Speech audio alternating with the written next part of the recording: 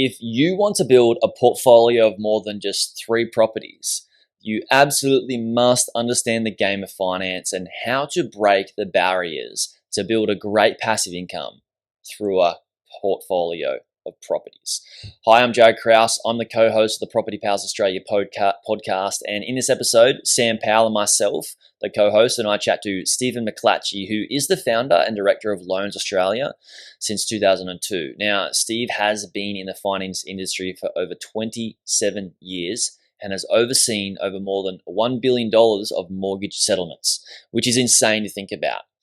And he's also earned a place in the top 100 best mortgage brokers in Australia over the last 4 years. So Stephen, as you can see as we get into this episode, is just a wealth of knowledge. He just fire-hosed us with so many great things we should be thinking about. We discuss the common pitfalls that hold people back on getting finance for property number 2 and 3 and beyond to get to those 5 properties, 10 properties.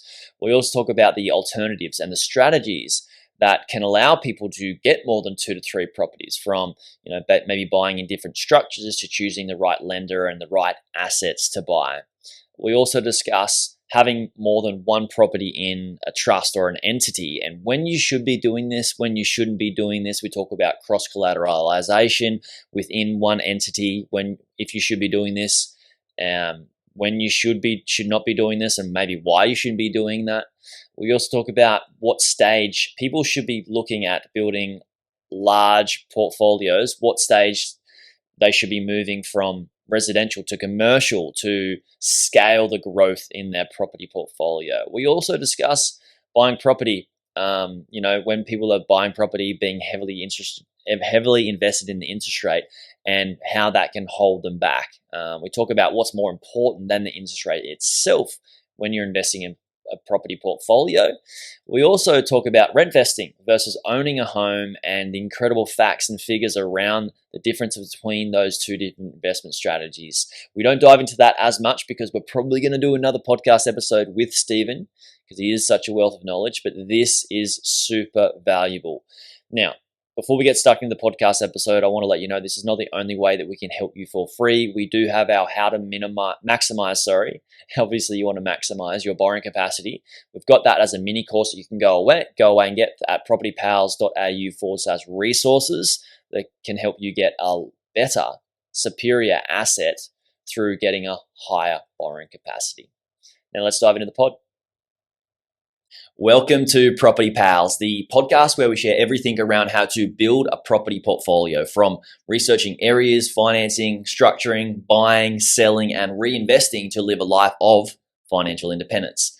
As a disclaimer, any information shared by myself, Jared, Sam, and the Property Pals team is strictly general and should not be taken as constituting professional advice. You should consider seeking independent legal, financial, and taxation advice from a qualified professional.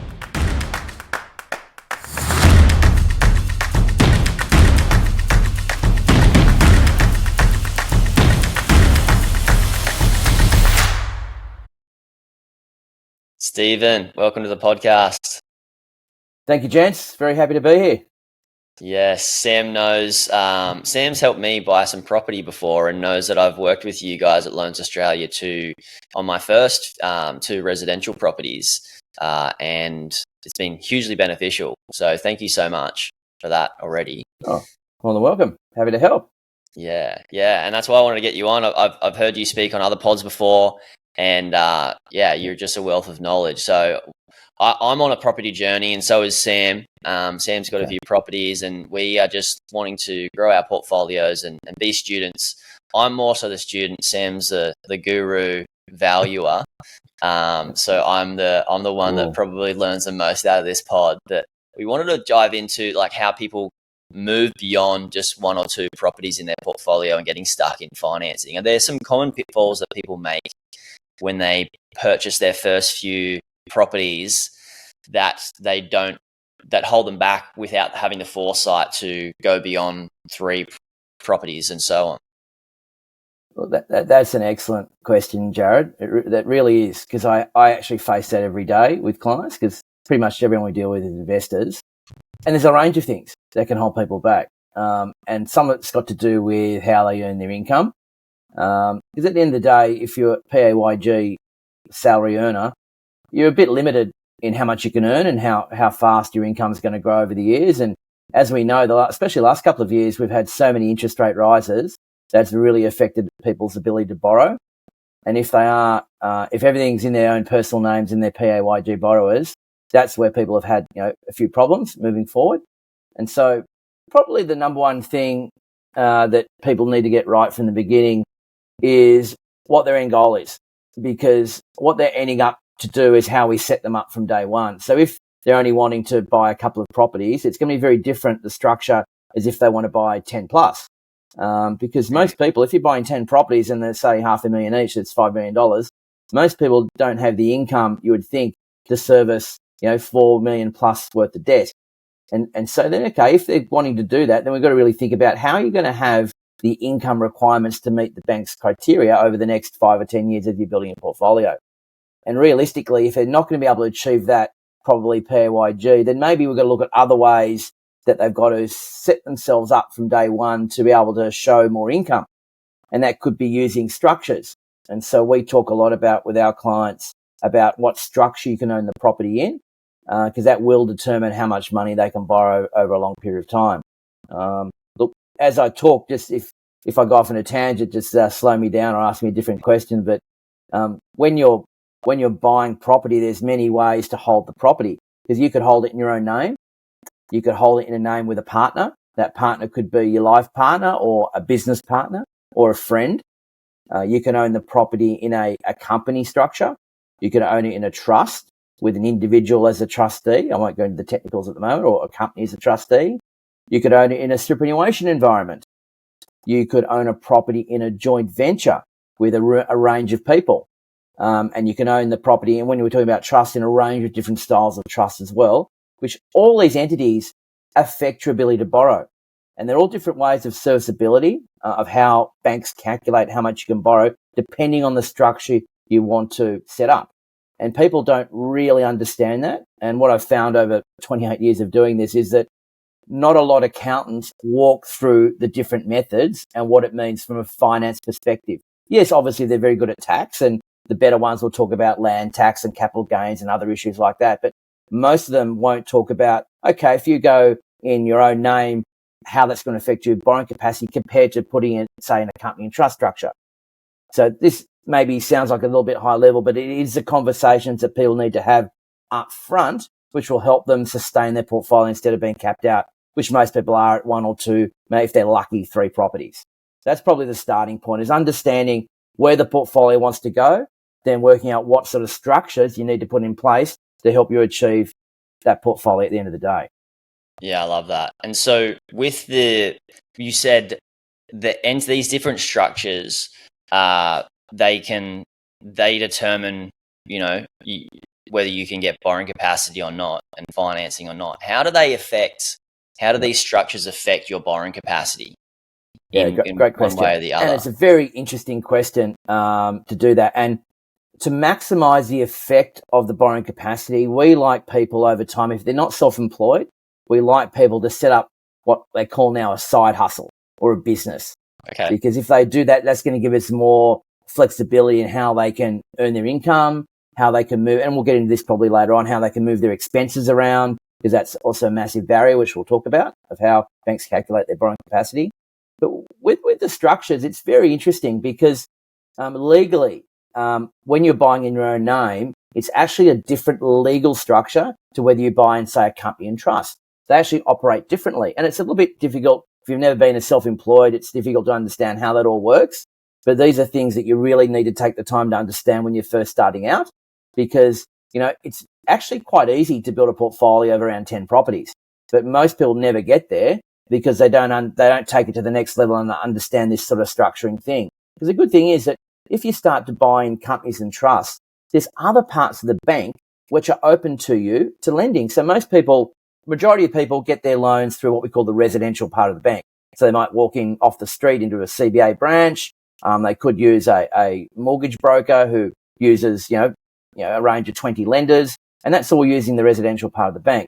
But there are actually other parts of the bank that want to give you a loan if you qualify. There's places called business banking. there's commercial banking, there's specialised markets, there's private banking, there's even agribusiness banking. There's lots of different parts of the bank which have different ways of calculating their ability to give you money. And so as you're building your portfolio, most people, in our case, we want to tap into different parts of the bank because we're going to get a different outcome. But we have to have other structures in place to do that. So you can't go to business bank and buy a residential investment property in your own name. That's not what they do. That's not their area. Then you go to residential. But as soon as you start using structures, then it opens up the whole banking network to us, which gives us more options. Sense to me. With your history, right? Like a lot of people do start out in that, if they are PAYG and they go into their personal names. Is it that they hit that barrier and then they come to you and say, Stephen, look, I'm struggling. I want to go again, but I can't. It's a pretty common sort of question. Yep. Is it more often than not, is it kind of like a sell down strategy to then restructure it from a perfect starting point again in your eyes? Or are you trying to, blend that personal name and then building that next level of the portfolio growth? Or is it a case-by-case basis? It has to be case by case. I start off in the insurance and then financial planning industry, but I sold that business 20 years ago. So I can't give financial advice anymore. So we certainly stick in our lane. We've got our own credit license with ASIC. So that means that we can give advice in the financing part. When it comes to things like legal structures and accounting, yes, we're very au fait with it because we've been doing it for 30 years, but we can't give advice. So we give ideas about what our clients are doing, what our successful clients have done, what we've heard, and then we ask them to either speak to their own accountant or we can put them in touch with someone who understands the property flavour of it. So we don't give individual advice. In your question, it is extremely common because, yes, we do have a lot of PAYG clients. And some will say, okay, and again, we don't give individual property advice. We do use one particular person who they've got a chartered accountancy background, but they're very big in property. They've done lots of things property-wise, and they provide some property advice to clients as to what they think they can do with these properties. And there's other people out there who do that sort of thing as well, independent of a buyer or something like that. And so some clients may decide, look, I've bought this property in an outskirts suburb somewhere. It's probably got not much potential to grow. It's costing me $10,000 a year in to keep the upkeep. And they might decide, look, this is not the right property for them. It started out as being the right property, but they didn't understand property. Because a lot of people buy property with not really an idea of what they're buying. And it's only when they go to people like yourselves who are experts in that area where they get a bit better knowledge around what they need to do. Is there upside potential? Can I add value to the property? Because at the end of the day, finance is really easy. It's all about income and expenses.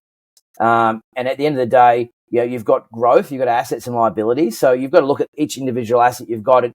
Can I improve that asset?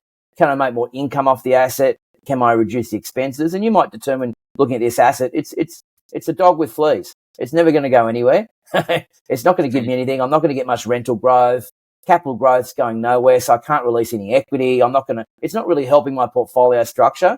So in that case, if it was me, I probably would get rid of it. I'd bite the bullet. And a lot of it's, I find, psychological. A lot of people don't like selling things. They don't like going backwards. And that's because they don't really have a plan. If they had a plan, they knew where they were going. They knew they had to take this one step sideways or backwards to get that better asset, because that better asset's going to give them more capital growth potential, more income potential, and it's going to help them achieve their goal quicker. So I'd say for a lot of clients I've seen, a very good step is to sell. Just admit, okay, maybe this is not the right asset I've been buying. Maybe we've seen lots of people buy right in their backyard. So they live in one suburb and they start buying around their suburb because they think they're going to drive past it. The amount of properties I've bought I've never even seen is the majority of them. I don't even care where it is. I just care, is it going to perform? I don't want to see it. I don't want to spend my time going to some of the suburbs where I've bought. I just want it to perform. And I want a good manager to make sure it's going to do what I want it to do. I heard that if you drive past it more, it goes up in value, though. Have you heard that? Maybe if you cut the lawn and put a granny flat on the back of one of your drive-bys, you'd be right. Yeah. I'd say, great.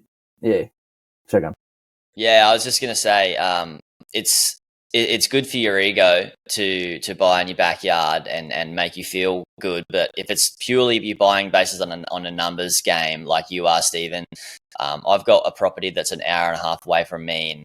And I was like, my family's like, "You're gonna go have a look, look at it." I was like, "No, I don't care. Like, it's gonna make money." And yeah, it's a numbers game for us as well. And being a numbers game, I wanted to circle the question back to, say, somebody that's starting out from scratch, and they come to you, Steve, and be like, "I've got 10 properties that I want to purchase. I want to build a portfolio of properties over a number of years." And I know this is going to be a very hard question to answer because it's going to be person dependent and their finances dependent. But as a very general rule of thumb, and a very general explanation, and we're not going to hold you to this because everybody's financial position is different, and Cool. we're not sharing legal or financial advice on this pod. Yeah. But for, say, somebody that has like a $80,000 to $100,000 wage, and they want to start investing in property, what's the typical structure on how they would start acquiring their first, second, third, fourth, and fifth?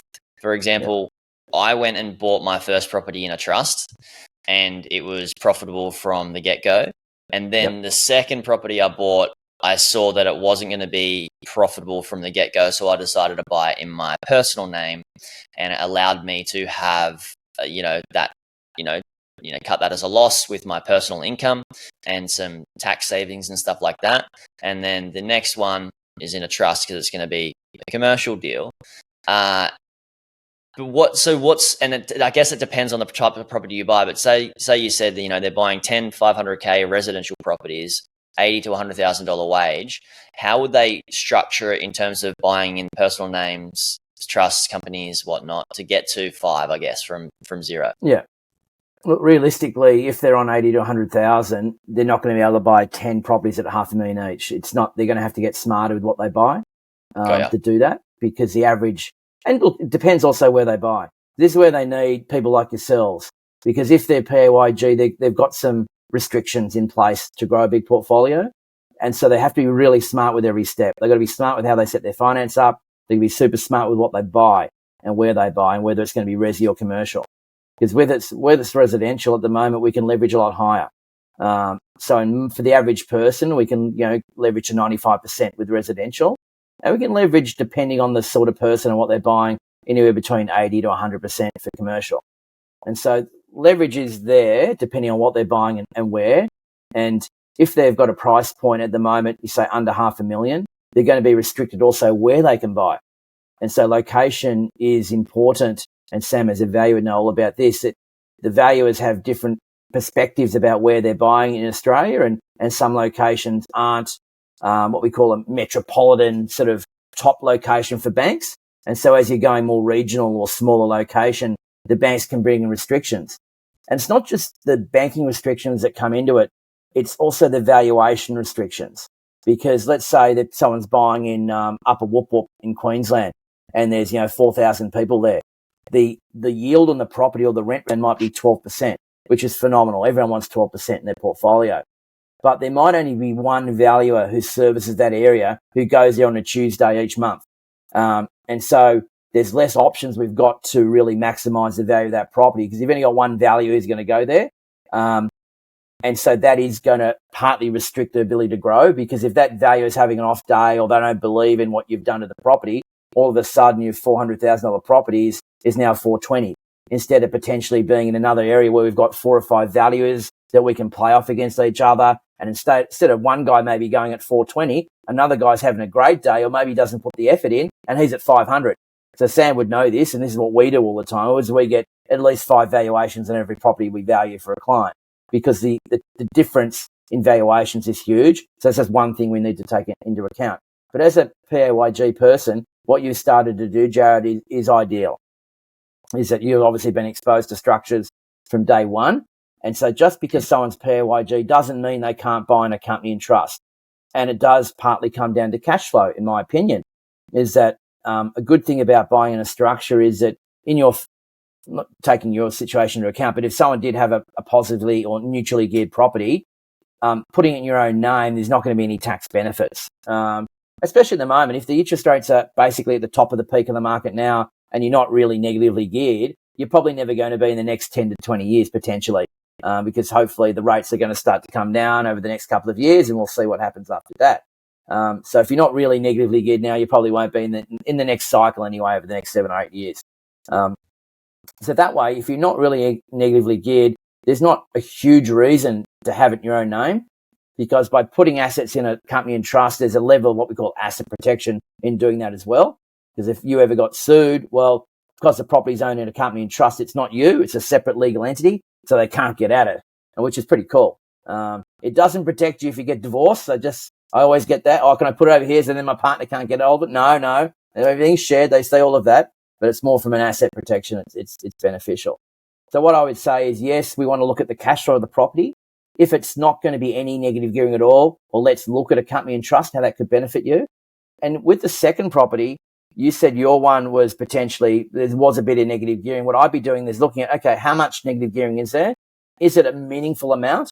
If it's not, I probably would have put that in the first trust, because the positive cash flow from the first one would have offset the negative cash flow potentially from the second one. That way, the trust is still trading positively. And what that means from a serviceability aspect is that I have lenders where we can isolate that structure on its side over here, and we don't need to take into account for gearing for the next one. So when we look at growing people's portfolio, we can grow portfolios in your own name. We can grow portfolios in your and your partner's name, or just your partner's name.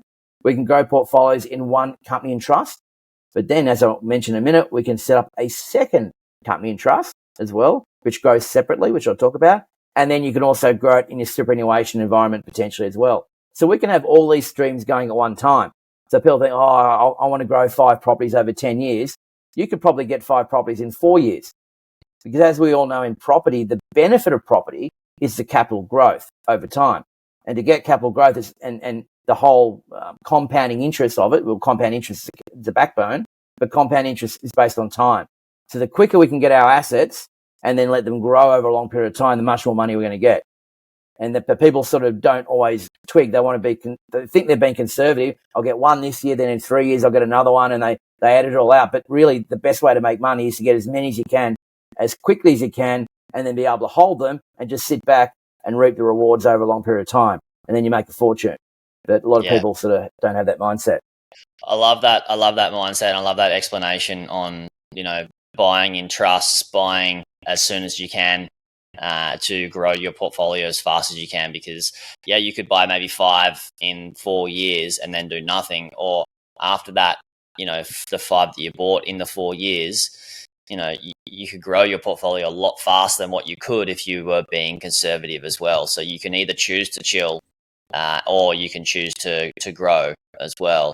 And you mentioned, I love the explanation of, I could have bought that second property that I bought in my personal name in the trust, and then I could have not declared that as, me owning that entity to the bank for borrowing capacity to buy another property. So it might have helped me get another one if my serviceability wasn't as good as it might be. Could I just expand on that? Because that's we do that a lot. And even accountants don't understand that structure sometimes, and we need to explain it to them, is that they're separate legal entities. So when you've set up that trust, think of it as a business. That trust is a business, and it's operating as a business. It just happens to be, at the moment, a property business. It just doesn't have to be a property business, so it can have other sorts of income coming in. So let's say that property business is trading at a loss of 1,000 or 2,000 a year once you've worked out the pros and cons. So that business then could do something, some sort of consultancy or some sort of business, to generate a couple of $1,000s worth of income a year, to make sure that it was neutrally geared, that always it wasn't a negative, it wasn't a loss, it was maybe a $10 profit. That's all you sort of need. And as long as that business is trading profitably, that means it's paying its own debts when they fall due. We can look to isolate that with some banks. And that basically, exactly what you said, the bank will say, okay, that's taken care of itself. We don't need to worry about that entity. Let's look at what else Jared has. Oh, Jared's got no other debt. Okay, we can use all his income then to service more debt. And that's sort of how a very simplistic version of what they do. So in your case, what we might have said, okay, why don't we set up another trust over here and start the whole process over again? And then you might go out and say, oh, okay, Sam, go and find me a property which is neutrally geared or positively geared or not far off. And then you can keep building a portfolio by matching up the styles of properties. So in each trust, you might have a negatively geared property in there, but then you're going to go and try and pair it with one which is giving you positive cash flow. And if it doesn't, maybe that trust has to earn some other income to get it so it's servicing itself, so that business is making a profit, or, at least neutrally geared and not, running at a massive loss. Can you give me a couple of examples of, I guess, putting that extra income into that trust to sort of for serviceability? Yeah, or it could be anything. So we have we have clients who drive Ubers. We have clients who have an online store and sell things. We have clients who have another business, and then this business provides consultancy services. So it could be a whole range of things to derive a little bit of income to make it that business is now making a profit. So what our goal is to have every one of these, you can call it a silo if you want, but I like to call it a business. So I like to have people in the frame that they're not buying property, they're building a business. They're building a property empire. That's what I like to think. I don't want them to think, it's just an investment. Oh, it is. Okay. It's just an investment. You'll end up with one or two. But if you think of it as a business, then you're going to end up with a profitable business. And then really the number of properties don't matter because you're just building a business and you're just then thinking, okay, how do I make my business profitable? Okay, well, if the cash flow at the moment is 5,000 negatively cash flowed, how am I going to make an extra 5,000 to make sure that entity is trading profitably each year? Because when you think about it, what bank wants to lend to a loss-making vehicle? Just on a basic level, well, no one wants to lend to a loss-making vehicle. Okay, how do we turn it positive? It's very easy to turn something positive if you make a little bit of income somewhere. And it's not that hard to make $2,000, $3,000, $4,000, $5,000 a year in income. Is that kind of why earlier you mentioned it's good to have a company structure set up, because then you could even invoice your other trusts and distribute funds a lot easier that way. I can't give accounting advice, but Sam, you've got a good mind there. Just general advice only, but no, that makes complete sense, and it's something that people obviously don't understand. And to be fair, how are you meant to understand? We don't teach this in school, and you've been doing this for 30 years, so it's just trying to find people like yourselves to educate. Yeah, it's a problem. It's a big problem because there's a lot of education around property, which is awesome because people love investments and they want to grow their wealth. But there's no point having a love of property if you don't understand finance and have some sort of a love of finance. I jokingly, when I do seminars, I talk about who loves finance, and over the years there went basically no one putting their hand up to now maybe 30% of people putting their hand up because more people are understanding it's all about the finance. It's not about the property. You've got to understand the finance before you can understand the property. Because everyone likes they can see property, but no one sees finance. They don't understand. And even mortgage brokers have been in the business for 20 years. If they don't specialize in investment and understand it, unfortunately they're giving, even though they're well-meaning, they're just giving the wrong advice. And I see it all the time. And there's not that many specialist investment brokers out there who are doing it. If you look at it through, it is. If you look at buying property through like a systems perspective, like what you need to do is you need to buy the property. What's the biggest thing that gets in the way? Typically is finance. And if you understand that, then it doesn't need to get in the way. When you're ready to buy again, you go away and buy because you have those correct structures put in place that can allow you to get borrowing capacity to go again. And so I was going to ask you around like how many properties in one structure is too many. And I guess that, I'm not sure of the answer, but I'm just guessing that, there's probably not a certain amount as long as it's profitable and as long as, the land tax isn't getting too excessive, I guess, and a few of those it's a horrible word. Numbers. Yeah.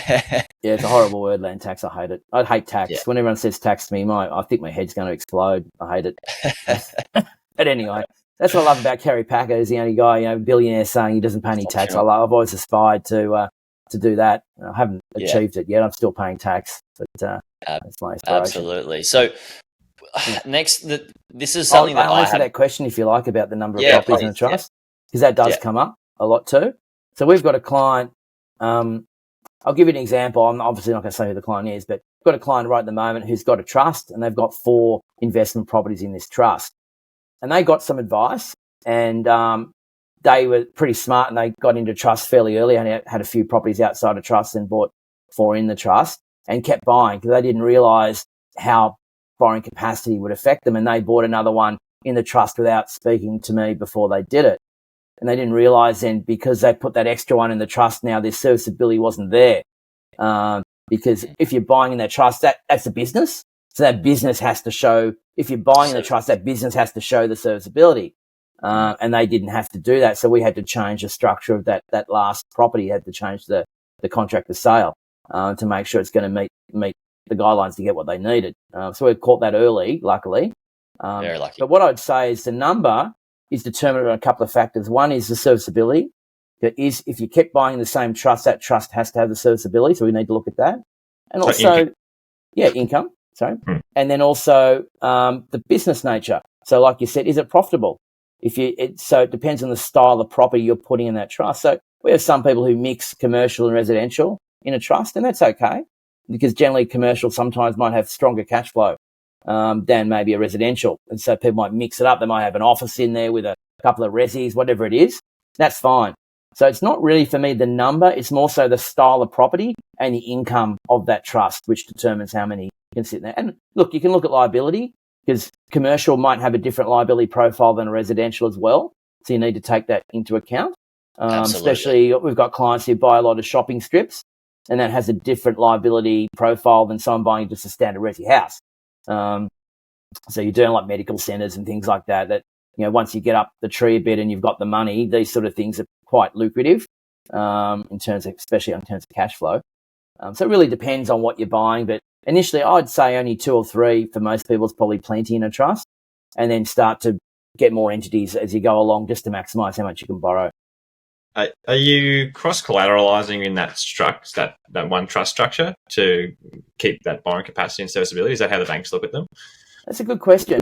I'll say yes and no, because what will happen in that trust is that, for us anyway, we keep every loan separate. So they're not what you're calling cross-collateralized from a structure standpoint on that particular property. So if you've got 3 properties in a trust, each property won't be securing on the loan the other one. So they're all sitting independently for most people, but it's a business. And so that entity owns these 3 properties. So say something goes wrong with one of the properties, because it's owned by an entity, the whole entity is on the line. And that's why asset protection is something you need to have a think about. Because if, let's say, I don't know, you had a massive flood and you're in a unit and they deem it was your fault, you left the bathtub on, or you caused the drama, and then all of a sudden the insurance is saying, oh no, it was your fault, you were negligent, we're not going to pay you. And all of a sudden you've got 3 properties in that trust, you've got no insurance to cover you, and you're up for a $2 million claim. Oh no. That means that lawyer from the other side they're going to love to sue you because they've seen your entity and that entity's got 3 assets in it. So they're going to go hard because they know they can claim against you because you've got all these assets in this entity. And so even though they might not have been cross-collateralized, all of a sudden the whole portfolio is on the line because they're owned by the one entity. And same with the bank, is that the bank might only have security over one of those properties individually. But if something goes wrong, because that entity is all exposed, there's no reason at all they couldn't start to go. If they don't get their money back from selling one property, then they can go to the next one in the entity because they're all guaranteeing the same thing. Yeah, that goes from a risk perspective too, to not go, like when you say 2 or 3, sounds like a more healthy than putting like 4, 5, 6, because then you're more exposed. Yeah, look, people get hung up about interest rates and fees. But in the whole scheme of building a portfolio, yes, they're important, but they're not the most important thing. If it's going to cost you $1,000 to set up another entity structure, that's minor compared to the asset protection benefits, the borrowing capacity benefits that you're going to have. If you can get one more property for $500,000, which doubles in 8 to 10 years, and now you've made $500,000 extra, that's way more than the $1,000 or $2,000 a year in fees to keep the thing going. So they're just going to have a bit bigger mindset. And understanding, it's about understanding as well. With the, that's set up like if you had 3 properties in that trust and then you sold one, would the banks want to get evaluation on the other 2 properties? Is that like... That's a good question. Okay, so if you technically cross-collateralized, 100%. So if they were on the mortgage documents all securing each other, that's a massive downside of having cross-collateralized property. We still see it. I've talked about not doing that for 20 years. But we still see, obviously my word's not everywhere, but we still see people who've got cross-collateralized properties, and that's a nightmare, having that situation happen to you. So no. So if they're all in the one trust, no, you won't even if you sell one, they won't revalue the other 2. because if we do it, they're not cross collateralized from a mortgage standpoint.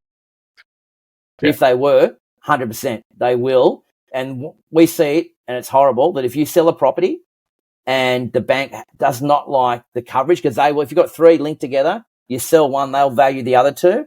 And if they haven't got enough security margin in there, they won't give you all the sale proceeds of the first one. And we've seen people get caught out like that, and even withheld the whole amount, and they bought another property. Imagine how stressful that would be. It's diabolical. Yeah, you never want to cross collateralize. Yeah, and by holding that amount, it's because the loan to value ratio is not to their appetite, so then they withhold to their risk perspective as well. Yeah, and sometimes they'll agree for you to purchase a property that they don't like the security, but because you're giving them another security, they've agreed to do the loan.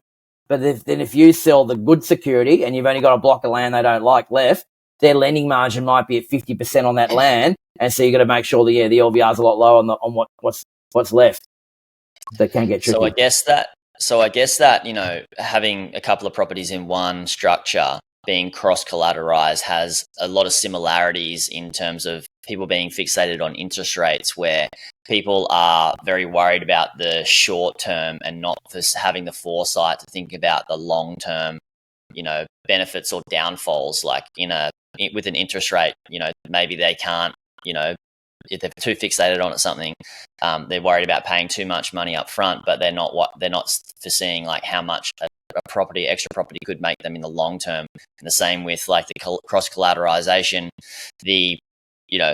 seeing that like I could buy more properties in the short term, but not noticing or realizing that what could happen if they wanted to sell one of those individually and not as a whole, or even as a whole, and then not reaping the full capital growth of that because they cross collateralized. Yeah, look, I agree with you. And look, I'm not downplaying people's thoughts about interest rates and fees. It's very important, and we do take it into account. And what we've seen over the last few years is, depending on the lenders they're using, some lenders have continued to creep their interest rates up in what they call their back book, so their existing loans. And we've seen lots of clients at 8, 9, even 10% interest rate on loans they've had in place for the last few years, and they can't refinance. And those lenders won't give you interest rate reductions, or if they do, they're very slim because they know they can't go anywhere else. They've got a captive client. And so it's very difficult for those people. And look, there are some things that can be done that we talk to people about, helping them there. But when we look at someone's portfolio, we're really solving for two problems that our clients have if they want to build a portfolio. One is, how do I get a deposit for my next purchase? So if they can't get a deposit, they're not buying anything. So one of our key focus is, how do we maximize the equity in each of your properties, is the first thing. And the second thing we look at is borrowing capacity. How do we maximize your ability to borrow money so you can actually get that next property? So they're the two things we really solve for as a financier. We don't solve for who's got the best rate. Once we've solved those two questions, and maybe we have a couple of options, then we say, okay, let's get the best interest rate and the best fees of these lenders which meet the criteria. So don't start with who's got the cheapest rate. Because if you start with, Stephen, who's got the best rate? And I say, Banker Whoop Whoop. Over here, they got 2%. Everyone wants 2% from Banker Whoop Whoop. Problem is, no one's got borrowing capacity to get one of their loans. So with them, you can only borrow 100 grand, but over here at NAB, you're at 500 grand. So where are you going to go? You're going to go to the one where you can actually buy a property. So no one's going to go to Banker Whoop Whoop, even though they've got the best interest rate deal ever, because their borrowing capacity is next to no. They only want someone who earns $1 million and has got 500 million in equity. That's all they want. And so we say, okay, don't focus on interest rate. Focus on that once you've met the criteria of who's got the best equity, who's got the best borrowing capacity, then of those lenders, let's get the best deal we can. That's how we sort of approach it. Is there a risk in, if there's only one or two lenders willing to borrow, to lend to you for a next purchase, you're kind of pushing the envelope to a certain extent, and are you then kind of like hamstrung in only utilizing that lender, essentially? So like you're at the whim of them doing what they want with their own interest rates and their fees. Like, is there sort of a risk mitigation thing that you talk with clients, saying, hey, this is the limit, or what's sort of that with us, so they definitely know. If they're on the edge already, they know we would explain that we haven't got a lot of options, so this is where you're sitting. And I suppose it's the old horrible phrase, beggars can't be choosers. So it's whatever position you're in, you have to be realistic. And a lot of the times we have the realistic nature does not match with their attitude of world domination. So if someone's got the world domination attitude, I love that because I've got that attitude. But I've got, as a financier, I've got to be realistic about my ability to borrow money. And so we're trying to temper both of those. We're trying to keep people positive because they're pumped up. They want to grow the portfolio. They want to retire by 29. All these cool things, absolutely. But then on the other side of the equation, we've got the big bad banks. And the big bad banks won't just open their checkbook and do whatever you like. So we've got to understand the big bad bank's rule book, and then we've got to use that rule book to benefit you. So we might say, Sam, okay, at the moment, we can push you to the nth degree. We can trim over here. We can cut there. Well, something's happened there, Sam. Sorry. The bank's trimmed him. Oh, What have you done, bank? He went for world domination too early. That's it. He's back. That's what we want. Thanks for calling me, saying stop talking. Yeah. Sam, you've overexposed. What's going on? They pulled your pants down. So with that, continue on then, Steve. Yeah. So look, yes. So I haven't met a property investor which is not trying to push the envelope. Most are because they're not where they want to be. They might be at 2 properties. They want to get at 4. Okay. And interest rates over the last 30 years, they've been doing this. There's been really good times. So we had about 15 years where it's unbelievable. Interest rates were low. There was capital growth. Everyone had a job. It was fantastic. It's only been the last few years where things got diabolically hard for people. But thankfully, we're nearly at the end of that really hard bit. And I think we're going to start to get into the bit better phase again. We're going to see some good capital growth. We're going to see lower interest rates and people will be able to, scoot along a bit quicker than what they have in the last couple of years. But yes, you're going to face a point in time, and a lot of people are at that now, whereby you're right on the border that you've got to do this over here, you've got to do that over there just to get that one extra, eke out that one property. And instead of buying that property in, Moonee Ponds, you've had to buy it in, Upper Ipswich or something like that. So maybe, you can't get the prime inner metro, maybe it's somewhere else, but the numbers make sense. And that's what you can afford, and that's what you're doing, because if that property still has the right metrics and there's some growth, or there's a outstanding yield play, or there's a subdivision potential, or whatever it is, a reason for buying that property, at least you can move forward and get that compounding nature of the growth of that property instead of doing nothing.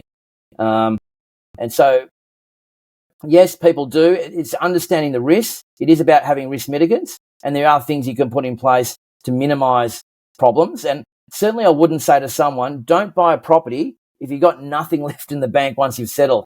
So if you settle and you've got $14.22 left, don't do it, because you're going to be stressed out of your head, unless you love baked beans, and that's all you're going to eat for a year to build up your savings. But that would get tiring after probably a couple of weeks, unless some people.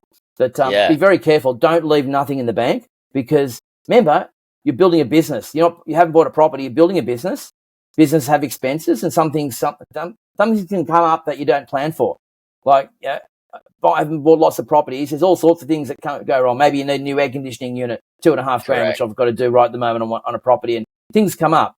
So make sure you've got a certain amount. I'm sure you talk about this as well. A certain amount of money per property set aside to take care of those issues, so you don't get stressed out. Yeah, absolutely. You got to have a bit of contingency money in place for each property. And just like in business as well, some things, if you're in business outside of a property business, sometimes there's unforeseen expenses that you need to pay. I also am a massive advocate for having some contingency funds or a bit of a war chest of, 6 months expenses, or sometimes even more, depending on the risk the business may or may not have. And you should be treating your property business the same way, I believe, anyway. Now, talking of world domination, and everybody with the good attitude of trying to achieve an incredible result in a short time frame. When it comes to purchasing and acquiring property, and you've helped a lot of people build great portfolios, when do you see it make most financial sense for growth to speed up, to go from residential properties to commercial properties? This is something that I have been thinking about and toying with in my own portfolio. And I don't think there's enough good education out there on when to go from resi to commercial, and when it makes financial sense. And I know it's very difficult because everybody's personal financial situation is different. But what's the typical or the general sort of way that somebody would move from resi to commercial in their portfolio? I normally see it when people have a little bit more mature business or mature portfolio, because it's a very different thing, commercial, because the good thing, one of the best things about commercial is all the outgoings are paid by the tenant. Except for land tax generally. So that's a good thing. But one of the downsides of commercial, a couple of things. One of the downsides of commercial is that it can take longer to get a tenant. And so banks generally, when they're lending for commercial purposes, because they know that, they like to generally have tenancies in place when they lend against it. And so if there's not a tenant in place when you're buying commercial, that means they may not have enough income in that structure to service it. So then you've got to use outside income to service that debt potentially. So it is a different financing perspective. Unlike residential, where you can get a letter from a real estate agent to say, this is going to rent for $600 a week. The residential banks will take that rental into effect for residential. Commercial, they don't like doing that. So they can't say, get a letter and say, this is going to rent for $100,000 a year. They don't like that. They like to see it in place. This is the lease in place. And some lenders even lend against the term of the lease. So if that lease has only got 6 months to go or a year to go, the bank, say if you went to a big bank, they might say, we're only willing to give you a 2-year loan term.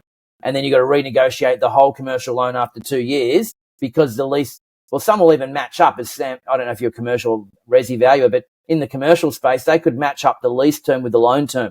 If you only got a year to go, that's not long. Whereas we do have some commercial lenders now that will give you up to a 30-year loan term, just like resi.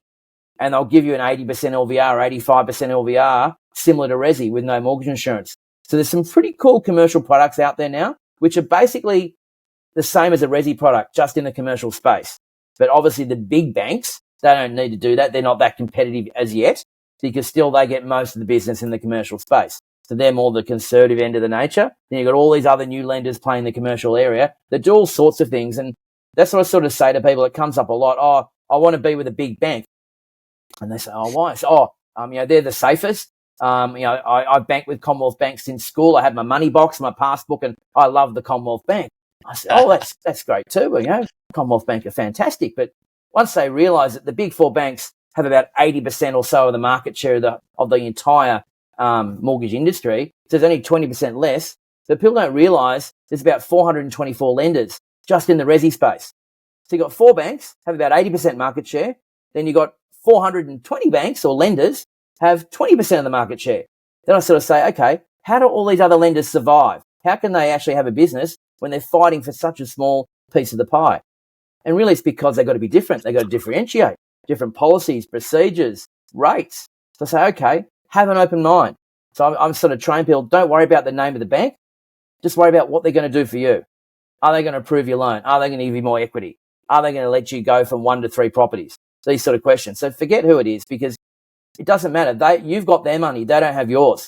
It's different if you've got $500,000 in cash, then the bank's only guaranteeing $250,000 anyway. But at the end of the day, if you're borrowing off them, you've got their money. They don't have yours. So they got to get it back off you somehow. I also like to think about these other lenders that don't have as much market share, and you say, how are they going to survive?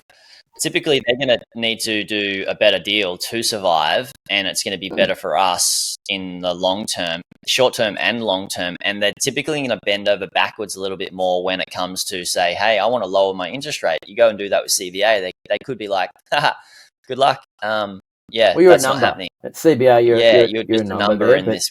Exactly. We've got the big brand. We've got the big name. We can do what we want, how we want, when we want.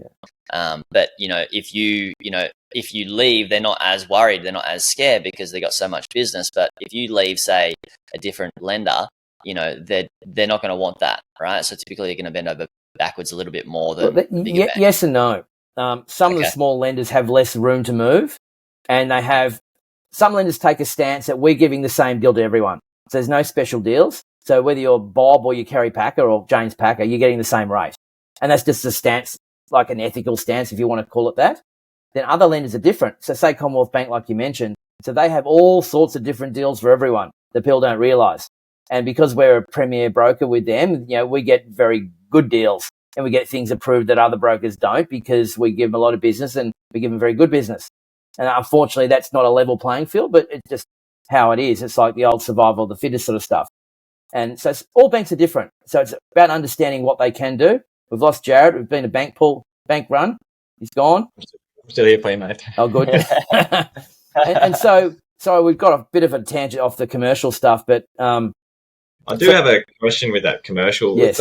It's a big shift in the economy for or the banking lending environment, not the economy. Sorry, about the commercial lending rates of 30 years.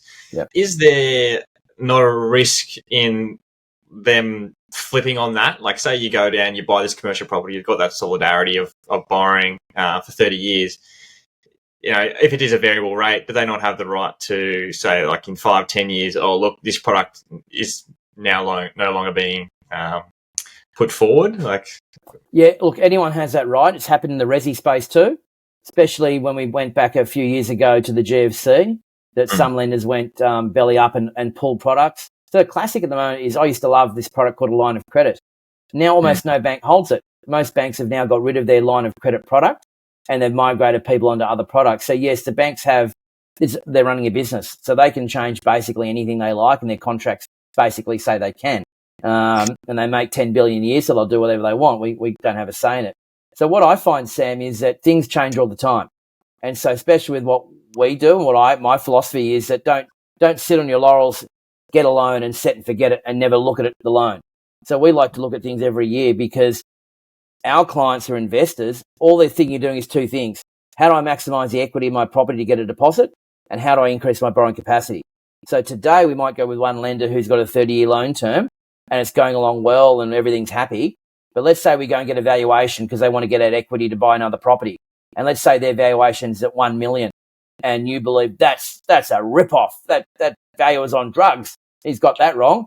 Then we go and get another valuer and that valuer says 1.5. Oh, I want that one. But that valuer is with a different bank. So all of a sudden we've been with one bank for a year and a half or 2 years.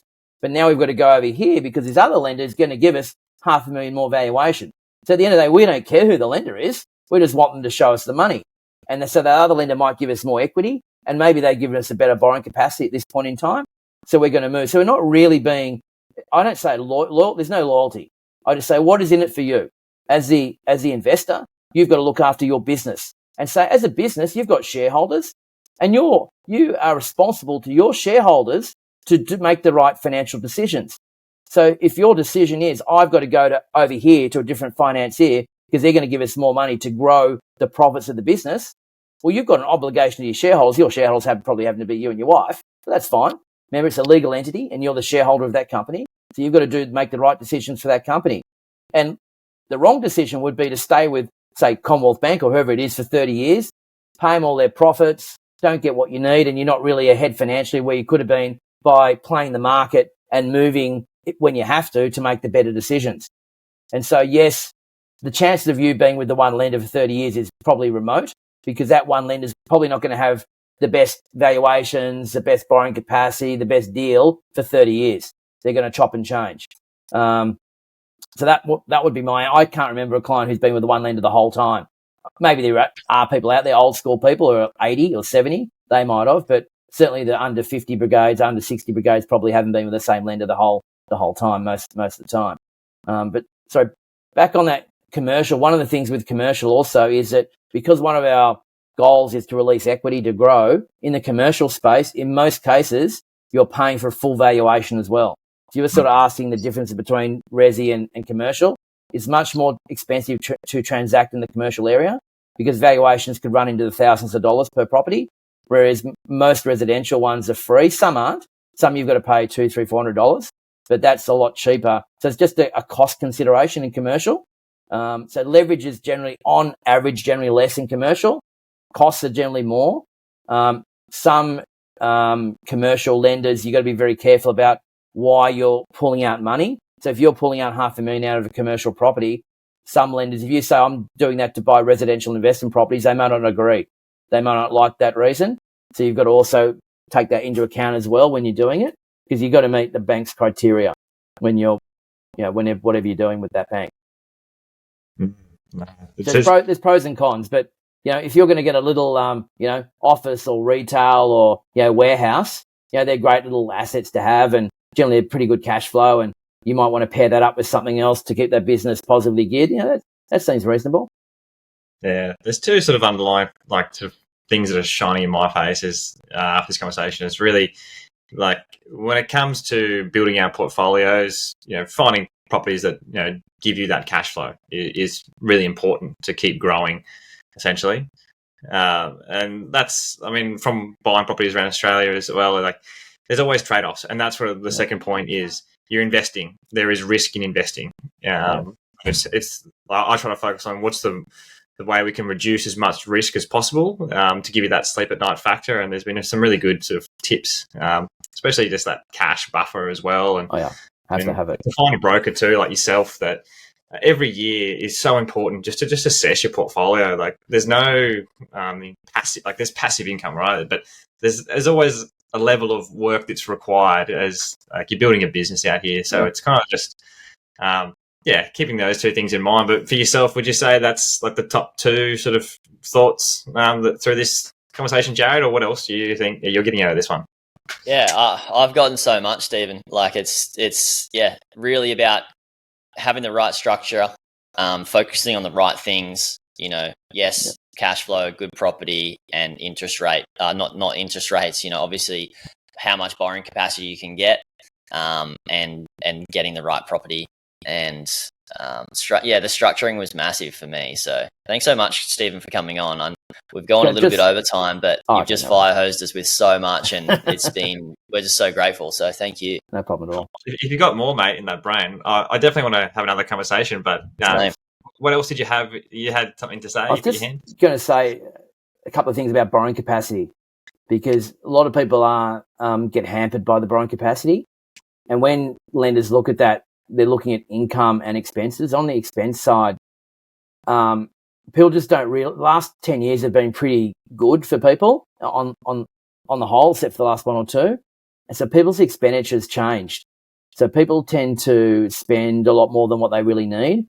And it's about, if you really want to grow a big portfolio, you've really got to analyze what you're spending to work out whether this is going to help you in the next few years. So if you really want to build a portfolio, you need to cut some things you don't really need, the discretionary stuff, only initially. Once you've built your portfolio that you want, go and spend as much as you like. But, you don't need to have 5 or 6 different, TV sort of deals going on. You don't need to eat Uber Eats 10 times a week. I don't know if you guys go out to restaurants. Crikey, they cost a lot now. I've got 2 kids, mate. I don't do that. But there's a saying, Jared and I had this probably in the earlier podcast, is that people are running around, they're spending money they don't have to buy things they don't need to impress people that they probably don't like or may not like in the future. So it's kind of just that the biggest thing comes down to, like, for the start point in my mind is just budgeting. It's pretty simple. People hate it though. So I've known over the years that I have that, because from the financial planning background, budgeting's critical. But 98% of people hate doing budgets. But I say do it once. Just do it once. Have an idea of where you're sitting, and then plan from that. Because people aren't going to. They might do it for a week and then fall off the cliff because they don't want to continue it. Some people love spreadsheets, and there's so many budgeting tools out there, and it's so easy to do if you really want to do it. But things like, obviously, it's big decisions. Private school, maybe this is a different podcast, how private school fees and school fees affect borrowing capacity, how rent vesting or, say, owning your own home versus just buying rental properties has a massive impact on your ability to build a portfolio. I'd love to hit on that for sure, because I think there's a massive misconception in society around that. And I've run the numbers, and it's when you really look at it, it's a huge impact on your ability to borrow and grow. And it's unfortunate now that, home loans, when you get to retirement age, it's still 65 at the moment. 33% of people in Australia still have a home loan. 33% when they retire, which is, America's a little bit higher than that, and it's getting worse. So we're changing the way we live, the way people's perception of owning property. It's all changing, and you really have to understand the numbers, because I still see a lot of people trying to buy their dream home as their first property, and if they do that, they're so far behind the 8 ball, and it leads to I don't know the stats, but it can lead to financial stress, which leads to divorce, because you're so committed out the gate. And if you've got the dream home in the dream area, well, then you got to have the dream cars, and little Johnny and Mary got to go to the dream school, and all of a sudden, they got to go on the dream holiday. Instead of going camping down at Apollo Bay, they're over to Europe, skiing in the Alps, and all of a sudden, 4 years later, they're broke and divorced. There's a I swear there's a design from, I mean, this is sort of getting a bit woo-woo, that they keep you in the hamster wheel, like we're sort of, I was that person. Like my parents, mum's a school teacher. Her dad was a jack of all trades, but tradesman turned real estate, turned, the small business owner. And I was always go to school, get good grades, get a good job, PAYG, and then buy your home, pay it down in 30 years and then look to invest. And it never made any logical sense. And obviously I was changing that in my family. But then you start to learn is like your first home is not your forever home. It never, like, chances are it won't be. So it's like, well, what are you actually stressing yourself out for this thing? You're going to have to sell down, agents' fees, stamp duty, all these costs involved. Yeah. And then there's also the opportunity cost of capital growth, which chances are where you're wanting to live, it may not be the best place for capital growth in Australia. So, I'm keen to break this down a bit more in the future, Stephen, if that's okay. Yeah, no, it's one of my favourite topics because that's probably the biggest reason why people don't achieve financial success is that they start with their own home. That's probably the number one reason they have a problem. It's wild how they kind of go, I want to buy this property, which is an asset, but when you buy a big home, you're basically buying a liability, and people don't see how it can be a red line decision versus a green line decision in terms of the compounding effects, the negative compounding effects. If you were to use that opportunity cost of those dollars that went into that deposit to invest in a different way versus I have this big fancy home now and I feel good about my life, or my ego at least. I think it's important for us to definitely feel good about ourselves mentally, but you can do that without having to have everything all at once and on the inside losing, freaking out and losing your hair, But you can, Joe, you can have everything all at once. You can rent an unbelievable suburb and pay a lot less and live actually better. Yeah.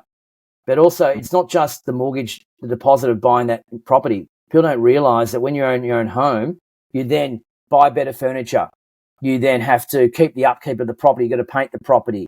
You've got to do all the maintenance on the property. The costs are exponentially higher by owning your own home versus renting. There's a lot of information, so I won't go into it now because you'll be here for hours, but it's a very passionate topic of mine because it really holds people back from achieving what they really thought they could achieve.